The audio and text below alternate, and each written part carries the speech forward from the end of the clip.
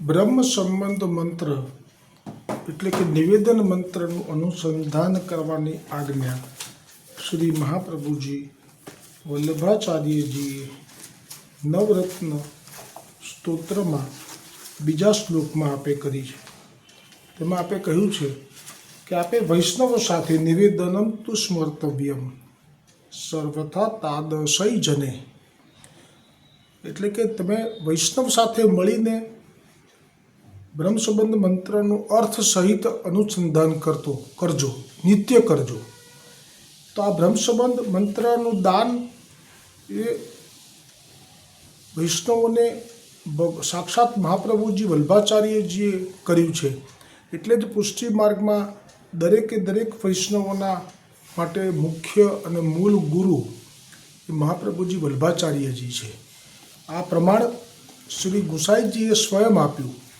જ્યારે મહાપ્રભુજી વલ્લભાચાર્યજીના 108 નામ સર્વોત્તમ સ્તોત્રમાં પ્રગટ કર્યા ત્યારે મહાપ્રભુજી વલ્લભાચાર્યજીને ગુરુ કહ્યા. એટલે ગુસાઈજી આ જે નામ પ્રગટ કર્યું ત્યારે આપે એ પણ આપનો ભાવ પ્રગટ કરી દીધો કે હું વિઠ્ઠલનાથજી ગુસાઈજી છું.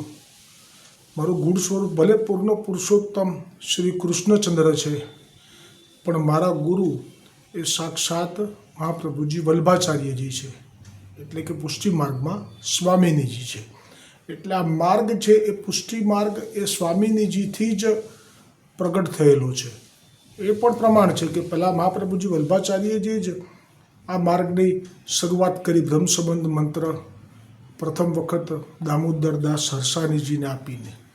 એટલે ગુસાઈજીના વચન, ગુસાઈજીએ કહ્યું કે ગુરુ નામ મહાપ્રભુજીનું, તો ગુસાઈજી કહે છે કે હું પણ ગુરુ નહીં, હવે ગુરુ તો માત્ર શ્રી મહાપ્રભુજી વલ્લભાચાર્યજી.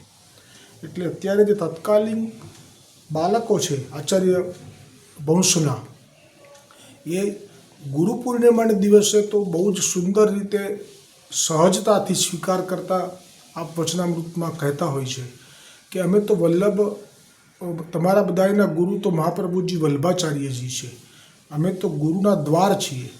આ રીતે બહુ જ સરળતાથી, સહજતાથી, સંકોચ વગર એનો સ્વીકાર કરતા હોય છે. પણ ભારે આ પર્વ ચાલ્યો જાય છે, જે આપણે જવાબદારી માથે લેવાવાળો પર્વ, જવાબદારી લેવાની આવે છે એટલે એ રીતે વર્ણન કરે છે. પણ જ્યાં આ થોડોક માહોલ ખસે એટલે વળી પાછું આપને એમ જ છે કે અમે ગુરુ છીએ એટલે તરત જ કહેવા લાગે છે કે તમારે ગુરુજનોની આજ્ઞામાં રહેવું જોઈએ, કેમ રહેતા નથી? ગુરુના વચને વિશ્વાસ રાખવો જોઈએ, કેમ રાખતા નથી? આ બે વાત થઈ જાય છે. એટલે તો હરિરાયજી મહાપ્રભુજીએ શિક્ષાપત્ર પ્રગટ કર્યું અને એમાં આપે આચાર્ય કુલ બાળકોના ગુરુ તરીકે આપે વચનમાં આજ્ઞાઓ કરી છે. એટલે એમના માટે ગુરુ તો મહાપ્રભુજી જ છે. જે બ્રહ્મસંબંધ દાતાર ગુરુ જે ગોકુલનાથજી હતા હરિરાયજીના, તો હરિરાયજીએ શિક્ષાપત્રમાં પોતાના બ્રહ્મસંબંધ દાતાર ગુરુનું સંબોધન ક્યાંય કર્યું જ નથી. પ્રીત બધી વલ્લભ પદ સો, એમાં પણ આપે ક્યાંય ગોકુલનાથજીનું નામ નથી રાખ્યું. એટલે એ બધી વાત આચાર્ય બાળકો માટે છે કે ભાઈ બ્રહ્મસંબંધ દાતા તમારા આચાર્ય કુલ બાળકોના તાતજી પિતાજી હોય, પણ તમારા ગુરુ તો મહાપ્રભુજી રહેશે. આવું હરિરાયજીએ શિક્ષાપત્રમાં પ્રગટ કરી દીધું. એટલે જે શિક્ષાપત્ર છે એ આચાર્ય કુલ બાળકો માટે છે સમાધાન અર્થે, અને વૈષ્ણવો માટે જે છે એ ગુરુના વચનોને સમજવા માટે, ગુરુની આજ્ઞામાં રહેવા માટે. એ 84-252 વૈષ્ણવોના પ્રસંગમાંથી પ્રાપ્ત થાય છે.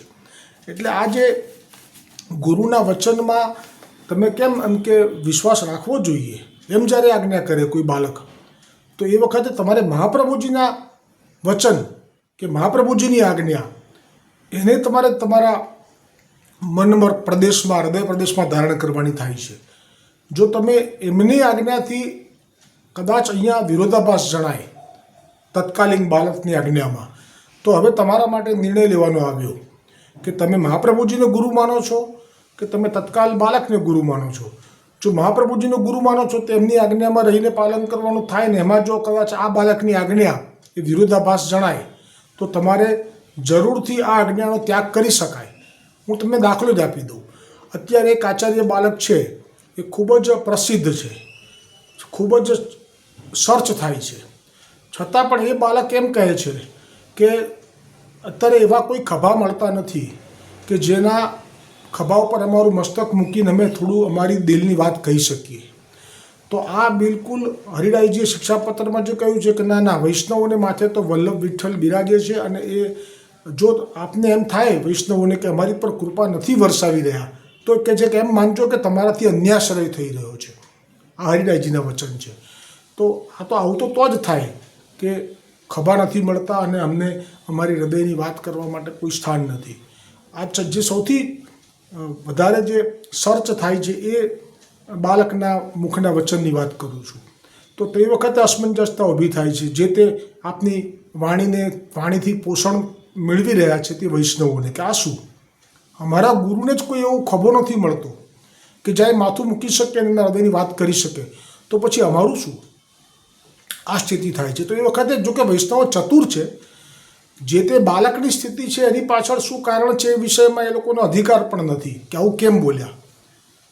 પછી બીજું એવું પણ બોલે છે કે તમે અત્યારે જે કંઈ પણ દાન પૂન કરશો એ બધું તમને આવતા જન્મે મળશે.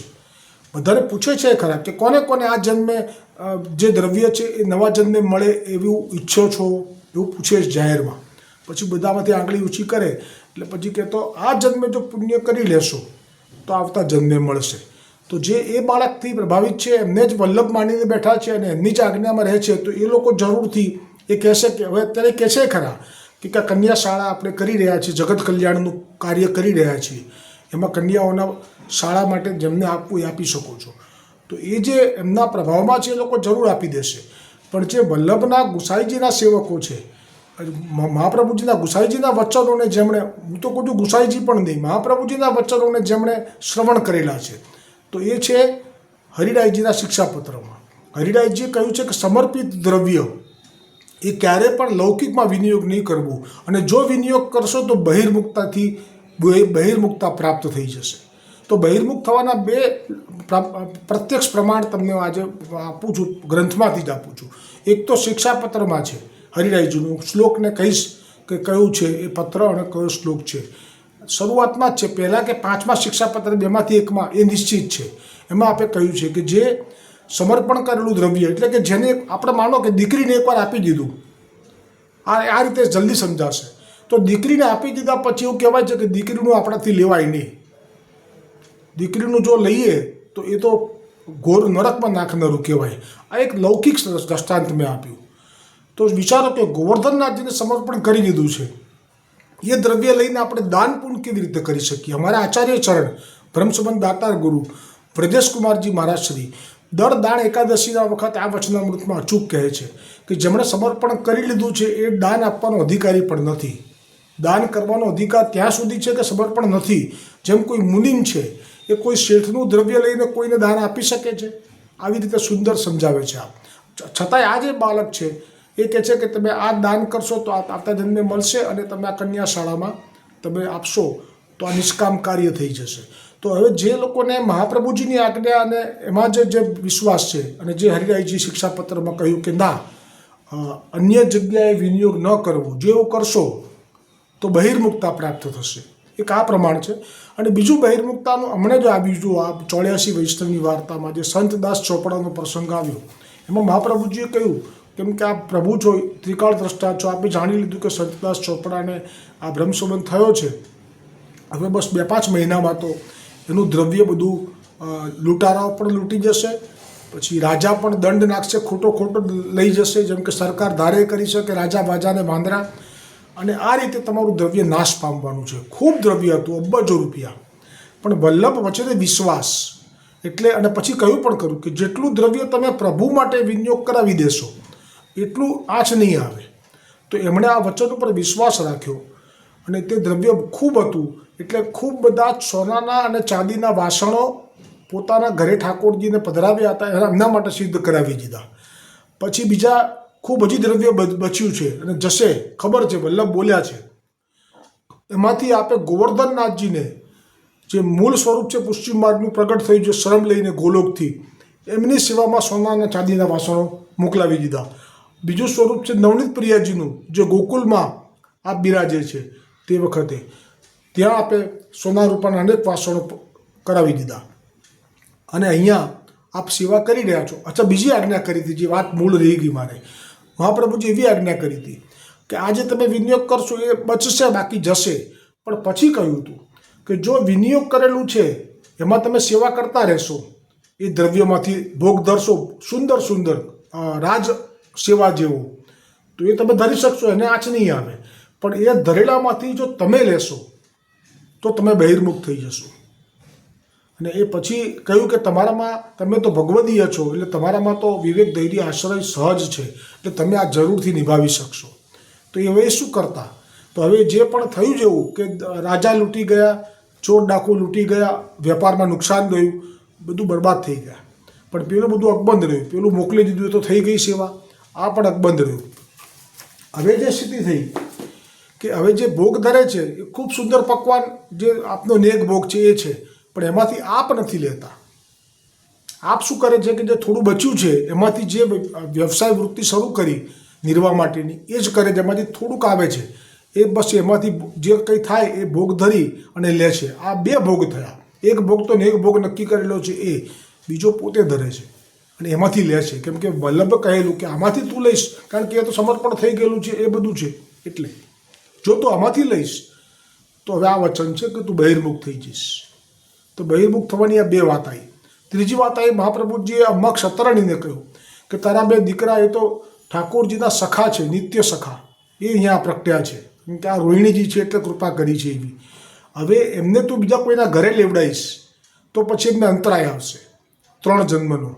એટલે તું તારી પાસે જ લેવડાવે છે, અહીંયા જ ભોગ ધરીને જે લેવડાવે છે, કોઈના ઘરે ના લેવડાવીશ, અંતરાય ના આવે એના માટે. તો આ પણ છે. તો મહાપ્રભુજીના વચન પર જેને વિશ્વાસ છે તો એ પ્રમાણે ચાલે છે.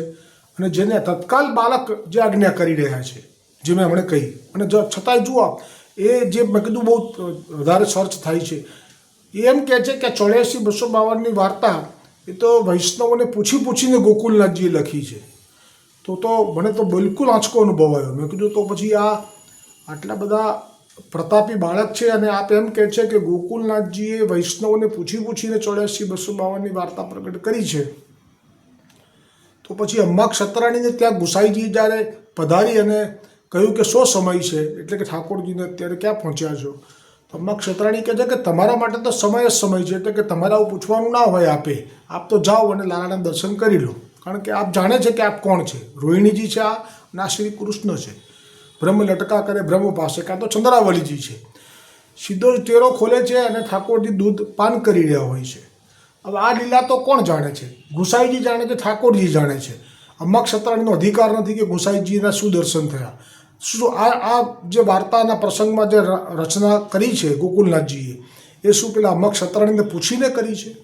આવા તો અનેક પ્રમાણો છે કે જેમાં વૈષ્ણવ તો ક્યાંય નથી, છતાં પણ ગોકુલનાથજી, એટલે ગોકુલનાથજી પરળ બ્રહ્મ છે, ઓથેન્ટિક નથી. વેદમાં, શ્રુતિમાં ક્યાંય પ્રગટ નથી કર્યું કે અમે પ્રગટ થવાના છીએ. મહાપ્રભુજીએ પ્રગટ કરી દીધું છે કે હા, અગ્નિ સ્વરૂપે પ્રગટ થશે, 2 કે 3 પુરાણોમાં છે, પણ આપે નથી કર્યું. કેમ કે આપનો જે ભાવ હતો એ આટલો જ હતો કે અમારે તો મહાપ્રભુજી વલ્ભાચાર્યજી સ્વયં જે ઓથેન્ટિક પ્રગટ થયા છે એમની વૈષ્ણવોની વાર્તાને પ્રગટ કરવી છે. એટલે આપણે ધ્યાનમાં બેસી જે દર્શન કર્યા એ લખ્યું છે. તો આવું છે કે જે મહાપ્રભુજી વલ્ભાચાર્યજીના થી બ્રહ્મસંબંધ પામેલા ગોપીનાથજી હતા, અને તોય ગોપીનાથજીને કહી દીધું મહાપ્રભુજીએ કે તમે સમર્પિત દ્રવ્યો પર જો દ્રષ્ટિ કરશો તો તમે અમારા કેવડાવા લાયક નહીં રહો અને તમારો વંશ નાશ પામી જશે. જે એવું નથી કીધું એમને, જે કોઈ પણ અમારો આચાર્ય કુલ બાલક સમર્પિત દ્રવ્ય પર જે દિવસે દ્રષ્ટિ કરશે એ દિવસથી માનજો કે અમારા માટે એ નથી. એટલી અપ્રસન્નતા. તો હવે તમારે પણ પ્રશ્ન થવો જોઈએ કે જો મહાપ્રભુજીને અપ્રસન્નતા થઈ છે આ કારણથી, એવા કારણમાં તો કોઈ નથી ને, અને કોઈ છે તો તમારે હવે એમનો છેડો કરવો, કિનારો કરવો, કે તમારે એમની સાથે હવે નથી એમના વગર રહેવા એવું, તો રહેવું એ તમારે નક્કી કરવાનું. મહાપ્રભુજી એ ગુરુ છે, અને ગુરુની અંદર જે પદ છે ગુરુનું, એ પદમાં કેટલી 6 લક્ષણોમાંથી એક પણ લક્ષણ હોય તો પણ એ ગુરુને ગુરુ કહી શકાય, અન્યથા નહીં.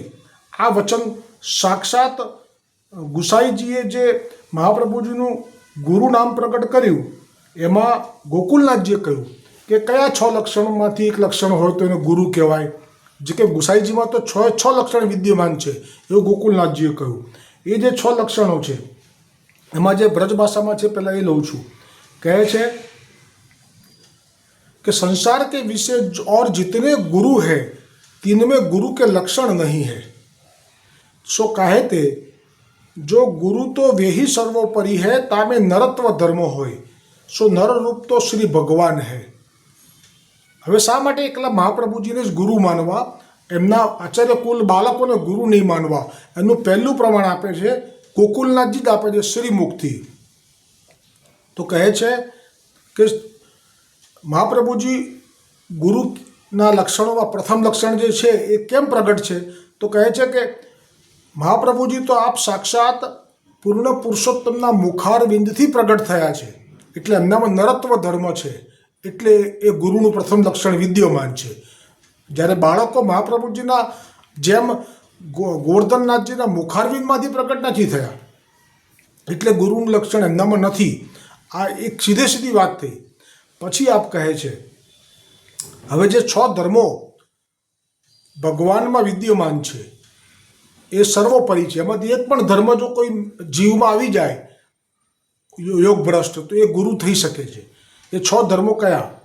તો કહે છે કે પ્રથમ ધર્મ ઐશ્વર્ય હોવું જોઈએ ગુરુમાં. એ ઐશ્વર્ય ધર્મ चाहिए.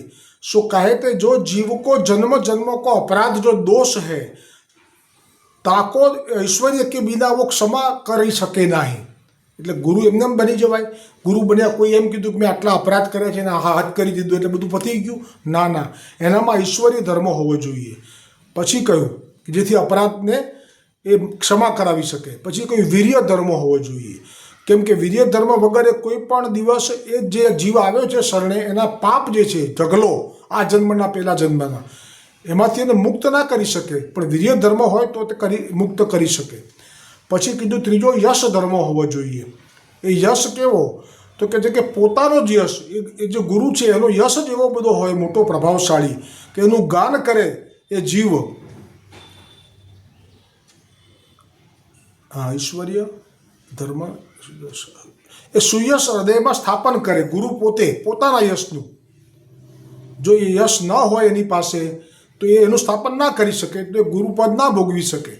પછી કહ્યું શ્રી, જેનામાં શ્રી ધર્મ ના હોય તો એ પોતે જે શરણે આવેલો છે એનો કોઈ મનોરથ હોય એ પૂરું ના કરી શકે. જેમ કે ગુસાઈજીની મહાપ્રભુજીની પાસે પેલો આવ્યો નરહરદાસ ગૌડિયા, એને તો મર્યાદા માર્ગીય મનોરથ માંગ્યો કે હું જગન્નાથજીને આટલા આભૂષણ આટલા વસ્ત્રો પંડાઓને લેવડાવું. તો મહાપ્રભુજીએ એટલું જ કીધું કે જ્યાં દરિયા કિનારે તને બધું દ્રવ્ય મળી જશે. આ કહેવાય શ્રી ધર્મ, જેનામાં હોવો જોઈએ એ ગુરુ છે. તમારા બધાના મનોરથો એ આપના શ્રી ધર્મથી પૂર્ણ કરાવે. તમારા સમર્પિત દ્રવ્યને ઉઘરાઈ ના કરે, એ શ્રી ધર્મ નથી. બિના ભક્ત કો શોભારૂપી જો મનોરથ સો પૂર્ણ પુરુષ કર શકે નહીં.